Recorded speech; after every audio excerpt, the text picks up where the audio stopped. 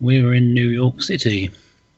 We, being my wife, Gwen, the 3 offspring as youngsters, and myself, all in fact looking about the age we were when we did visit that wonderful city back in 1997 on the physical side. We were inside some large area, possibly a railway station, and went through a doorway, finding ourselves confronted by a landing with a large staircase, both wide and with unusually deep steps. It was almost on a different scale to us. With Gwen in the lead, we started to descend the stairs and found ourselves on a second landing exactly the same as the first, with a similar large staircase going down. Again, we followed Gwen down only to find yet another landing. By now, Gwen had got ahead of the rest of us, and as we carried on down staircase after staircase, we lost sight of her. At each of the by now several landings, we had to guess whether she had exited the landing or carried on downwards, and we chose to carry on going down. The scene changed, though still apparently in New York. Now, however, the family had all disappeared, and I was with some man I did not recognise. We were somewhere in the outskirts of the city proper, in some suburban setting. The man produced an enormous map and opened it out on the convenient front garden wall of a large private house in a street of similar residences. He wanted to go to the left on the map, which seemed to take us further away from the city. I wanted to go right, which seemed to head for the city. And then the dream ended. I have to say I found the first part of the dream extremely ominous. It suggested both losing Gwen and also going down levels which seemed decidedly the wrong direction.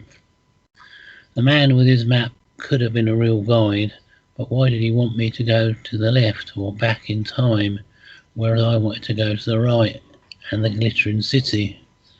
Perhaps he was a false guide, the type Kevin has warned us of, and the whole dream is a dire warning that I have to be extra careful in the days to come. And that's the end of the first one. Okay, as always, Peter, you have some fun experiences, you and the kids there, and I'm sure you talk about them. And yeah, listening to you, yeah, I know it's hard. I see things too on the real side of others, and I feel like the parents sometimes. And yeah, Gwen is leading the way, and she's choosing to go down and down and down until she disappears, so your family disappears, whatever. Okay, and as you go down, you decide whatever. So the scene changes. So you're simply a witness to what she's deciding. And you can decide whatever too, and then all of a sudden the scene changes and there's a map. Okay, so what are maps? They show possibilities more than where you're at, don't they? It's like you pull out the map and it shows a whole lot of different areas that you can go in.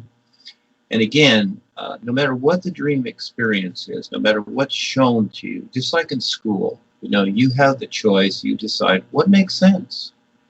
If the teacher up there is prompting you towards to be something or whatever, even an educator like themselves, and saying how great that is, well, again, you decide, and it's all okay. And so to the left is,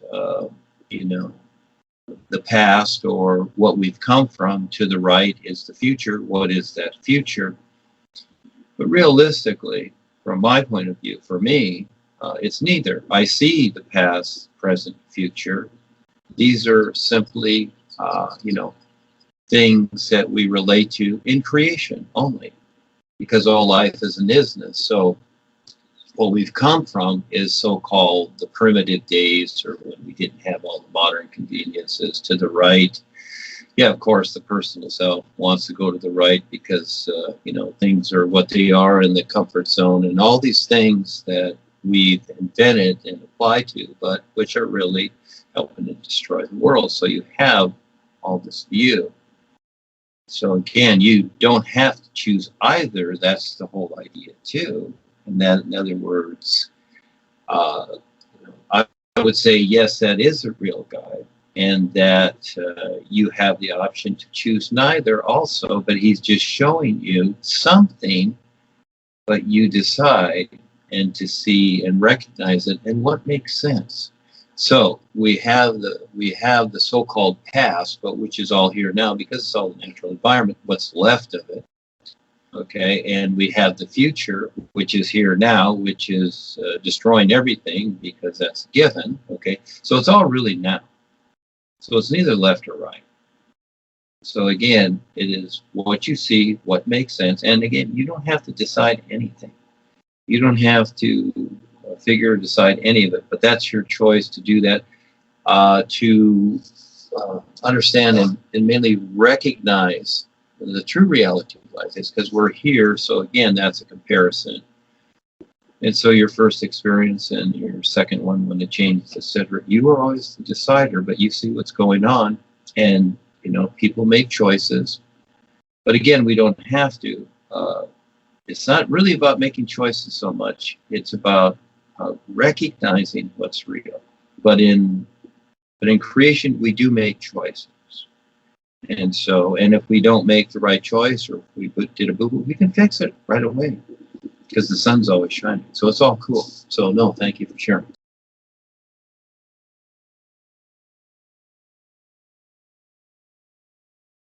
In this very short dream, I found myself down on the ground, lying on my front. And the odd thing was, although I was still only about my usual size, I was apparently no longer in the physical body of a human being, but in that of a presumably juvenile Loch Ness monster. Not only that, I was, as far as I could see, a bright green colour all over. I was made aware of a male human being, though could not tell if it was a man or a youth off to my right, but behind my field of vision. Suddenly he said words to the effect of, "I'm going to kill you later," and then he jumped onto my back. I do not know whether this was out of aggression or misplaced passion, but luckily the dream then ended without me finding out. I discussed this one with Kevin because I was a bit clueless over it, and Kevin felt that lying on the ground face downwards implied being grounded. The monster, so-called, could symbolise me in a past life body form, and the man or boy could represent future development. He was on the right, and the killing off or superseding my old personal being. That's about as far as I could get with that one. Over to you again, please, Duane. These experiences are a little bit funny, but they're all very simple. I'll tell you one experience I had real fast with Obama and his family in this particular area. It was in a giant house, actually, like a castle. And I was sitting against the wall on the floor and watching them. They were right in front of me, about 5 feet in front of me, on several mattresses. And it was Obama and his wife and the 2 children. And they were bouncing up and down, all giggling and whatever, on their stomachs. And so then I confronted him. I started talking to him about what he was doing in the world and how he was harming things and people. Well, he didn't like that. You see, him bouncing on his stomach was for his personal self and his jollies, and also he's facing down. The real grounding is when you're on your back facing up. That's when you're really grounded. So again, this is a particular situation, I would say, and I'm not saying I'm right, to where you're looking at the ground, and the back part is where people tap line you. You've got a guy there that's saying, "I'm going to kill you," okay? And so then he's bouncing up and down on your back also. So again, you're the decider. You decide, and you can fix it. You can decide differently. But I would say that you've kind of opened yourself up to something here, and kind of take a look at it. So again, it's, realistically, every time a plane takes off, ready to take off, they go through maintenance and everything. And so, we all have to do a little maintenance on ourselves every day instead of just being self-convinced. But most people don't do that. They don't look over their personal selves, etc. That's the biggie, is the personal self. The awareness is with the isness to be recognized. So there's two different avenues there. So again, something's being shown and you're face down, so you're facing the ground, which is the earth. We just had an experience the other day where there was something on the ground. And anytime it's on the ground like that, it's Kevin's experience, with the one that you just said on the Galaxyers, Kevin, where the little dinosaur was on the ground. Well, that's the earth. And you got these scientists looking at it, etc. So, yeah, and I'm not saying I'm right about this at all, but just kind of take a look at it and the situation there. And I know many times that I would interpret things in particular myself too. And it's not about good or bad. It's just that, there's always something to learn with the personal self because we have to deal with it. So, there could be an influence there that you don't see. Maybe it's a friend of yours. Maybe it's someone you know, or it's the Kalam God, one of their agents. Of course, they're always after all of us. So again, there's different views, but you decide what it is for you.